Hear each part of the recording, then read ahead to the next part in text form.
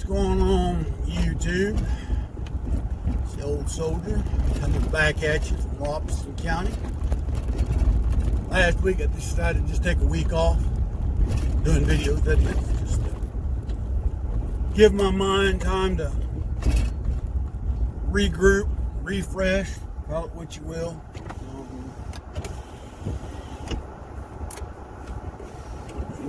Anyway, temperatures are starting to really feel like fall around here. It's low to mid 50s this morning where I'm at. It actually feels fairly good outside. Need a jacket, that kind of thing. Kind of weather I enjoy. But, well, like I said, I've got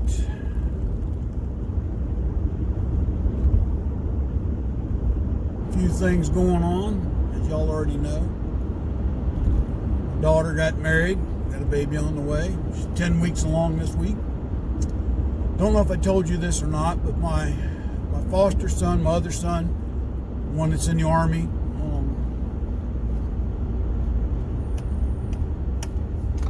just recently got married, and his girlfriend's expecting, and she's about as far along as my daughter.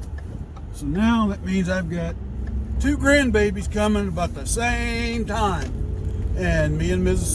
Soldier are tickled pink. Can't wait to see them come into this world, even as hectic as this world's becoming. But anyway, well, folks, pray for our president as he and the First Lady are recovering from COVID. They both contracted it. I'm not even going to go down that rabbit's hole of theories as to how he contracted it. I'll say this, that I've heard some that it was an intentional setup. I don't know. What I did find funny, though, when he and the First Lady tested positive, all of a sudden several Republican senators and congressmen started testing positive.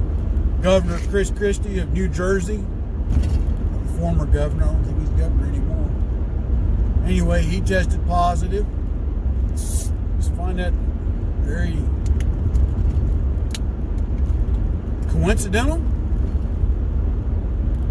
Tell me what y'all think in the comments below. Is it a conspiracy? Possibly could be. That hag, Nancy Pelosi, has already been making waves about how if the president doesn't recover, that it's possible that she could become the president of the United States. I think she forgets that the next person in the line of succession is the vice president. Who, by the way, him and his wife tested negative. Which means, yeah, he would be stuck with an idiot for a VP. A conniving idiot, that. One who would, I definitively believe, would work tooth and nail to undermine his presidency. If, God forbid, it got to the point that Mike Pence had to become the president because President Trump becomes so incapacitated or passes. And that's, now I'll say that to say this, that is within the very framework of our Constitution. If the president becomes to the point that he can no longer hold his office or passes while in office, the office goes to the vice president. And then the Speaker of the House is moved up to become the vice president. And in the situation we got right now, it'd be a rare occasion where you'd have a president of one party and a vice president of another. Same thing when Bonner was Speaker of the House and Barack Obama was president. Had something happen to him, and unfortunately, Uncle Joe would have became president. Except for this time, it'd be just a little bit opposite. Even though Bonner kind of disappointed me. Him and Ryan, when they both became Speaker, they had an opportunity to do something and stop things that they just chose to go along because you wanted to be the party of the nice people. They didn't want to hurt the liberals' feelings. So we'll play along to get along, and we'll let them pass these bullshit bills. And pardon my language, but that's kind of what both of them did when they were Speaker of the House, which was very disappointing. All the rhetoric they talk. But anyway, I'm off on a tangent there. But the point being is that had Barack Obama passed, Joe Biden would have became the president, and Boehner, that's really how you pronounce it, not Bonner, Boehner, would have became his vice president. To Boehner's credit, though, he knew how to talk to people in the public, unlike crazy Uncle Joe, who's he's a creep. Can't keep his hands to himself. The extreme right-wing media wants to make him out to be a racist. Joe Biden very well could be. I'm not going to sit here and say that he is, but I will say that the comments he has made in his umpteen years of history in the Senate, in the Congress, in government, leans to the fact that he has an extreme prejudice against people of color, poor people. See, when he made that comment that poor kids are just as bright as white kids, I took that not only to mean that he was talking about people of color, but you've got Caucasian people that are poor. I see it every day when I drive through Robeson County, North Carolina. Okay? So now he's discriminating against de facto classes. I don't like to think of class of people. I believe here in the United States that each individual, if they apply themselves, can be whatever they want and do whatever they want and be as successful or as unsuccessful as they wish to be. Do some people have it harder than others to become prosperous? Yes. No doubt in my mind about that. Does that mean they do not have the opportunity to excel? No, it does not. It means that they do. It's just sometimes their opportunities are harder to get than others. But at the end of the day, taking from Johnny to give to Joe to make it equal is wrong. Now, taking the Bray away that's blocking Johnny, okay, I can deal with that. But, and again, and the reason I'm bringing this up today is that this election that's coming up in the next few days is vital.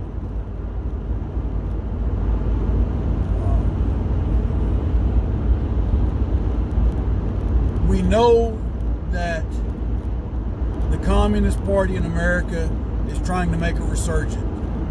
They're using Antifa and BLM as their foot soldiers to instigate the riots, to instigate the protests that turn into riots, to agitate the opposition to start fights. Their whole thing when they occupied Seattle was nothing more, I believe, than an exercise to see how far they could go, what they could get away with before they were physically removed. Okay? Follow along.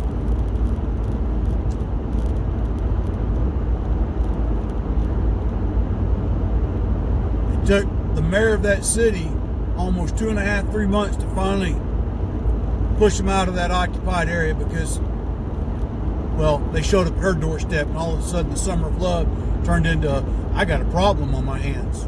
Yeah, you do, because you got blood on your hands, Mayor of Seattle. All right, off back, another tangent, sorry. What's going on in Portland is another exercise of how far they can push before the local government reacts. See, there's a lot of argument about why didn't the president go ahead and send in federal forces and things, which there's some federal law enforcement that's going into Seattle, Portland, and these other places and rounding up these instigators. And it's called gather intelligence, find who started it, go after them. But the other point, though, is that, and this is politics, if he goes in now, it could hamper him being reelected. Plain simple, cut dry. But secondly, and more importantly, he's expecting the governors and the mayors to do their jobs. The governor of the state of Washington has the authority to call out the National Guard to aid civil authority. The president can federalize them if he so deems, as long as it doesn't violate the Posse Comitatus Act. There's a little more depth on that I'd have to go back and read. There's certain things the military can and cannot do in the event of aiding civil authority. Okay, anyway. But the federal government, there's certain resources that can be provided if the federal government needs to step in. But bottom line, he's also showing the American people that these governors and these mayors and these liberal cities, these Democrat-controlled states, don't care about you, the individual. What do you mean, old soldier? Well, they allow these mobs to go in, burn businesses up, destroy businesses, people's livelihoods, ways of making income. Well, go back to the Communist Manifesto. Usurping by violence. Part of that is you take away from those that are individually profiting because of a business. You take that away from them. And you do so by violent means. It's all in the communist playbook. I'm telling you, folks, you need to read The Naked Communist. It spells it out. And we see years and years of this going on and on. It's not the first time this has happened in this country. I'd say it's the first time it's on as large a scale as it is. But if you go back to the early 1900s, they used the same tactic, except here's the other thing. And now, there's going to be some of y'all out here going to get mad about what I'm about to say. But the communists back in the 1900s, and I would dare say today, have a strong hold in several unions. Now, which ones? I'd have to go research. But given the fact that in the early 1900s and the 1930s, during the Depression, communists infiltrated the unions. The unions were going in during the 30s and creating labor strikes, trying to shut these factories and plants down to where the government would have to take over. Okay. They did it in other nations. Russia. Okay. It's all in their playbook. And again, if I've made somebody that's a member of a union mad, I don't know what to tell you. I'm just saying that that's where the Communist Party in the past has found strength and has infiltrated. Because what it is, they get down there to the lowest level of labor, and they start putting a thought in their head that, hey, they're not paying you enough for what you do. And sometimes factories don't, and I get that. And you've got to stand up to them and say, look, for what you're asking me to do, you need to pay me more money. But you get that person in there that knows how to agitate them. Say, look, we need to strike. We need to form a union and strike and do this, that, and the other.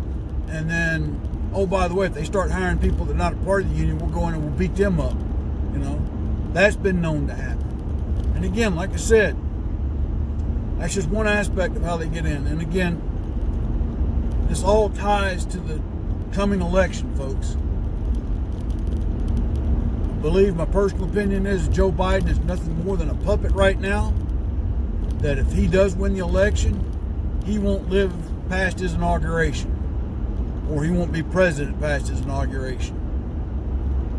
They're either going to declare him unfit and sideline him, or he's going to meet with an accident or assassination. That's just my humble opinion. So, Big Brother, if you're watching, Big Brother, I'm not condoning anything like that. I'm just giving you my opinion of what I think is going to happen. and you'll see Kamala Harris take over as the president, and you'll see her start to issue executive orders that are extremely socialist in nature, which again is the gateway to creating a communist form of government. Get out and vote in person, folks. Get out and vote in person. Keep your ear to the ground of what's going on. Pray for our president and first lady that they'll have a speedy recovery. Also, pray that in the November elections, the likes of Nancy Pelosi and Maxine Waters, who else? I don't know if Chuck Schumer's up for re-election or not, but he needs to go.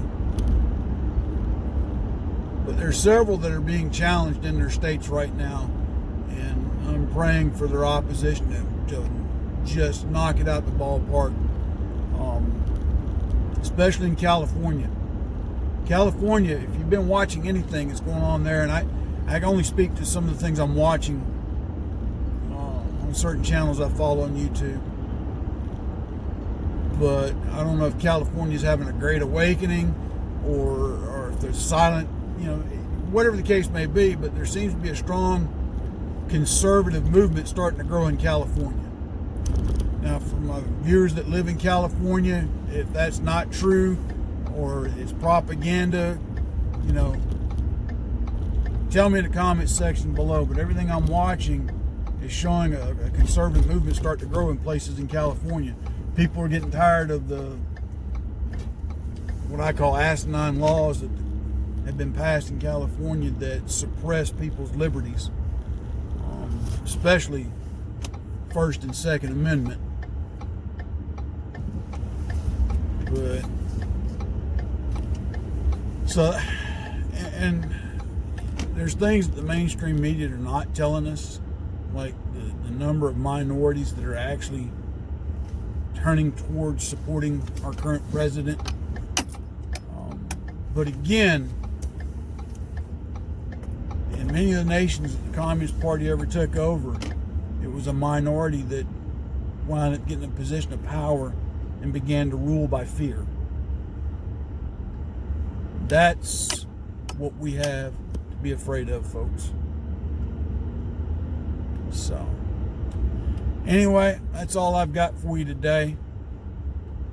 Y'all stay safe. Watch out for one another. And until tomorrow, God bless. Soul Soldier out.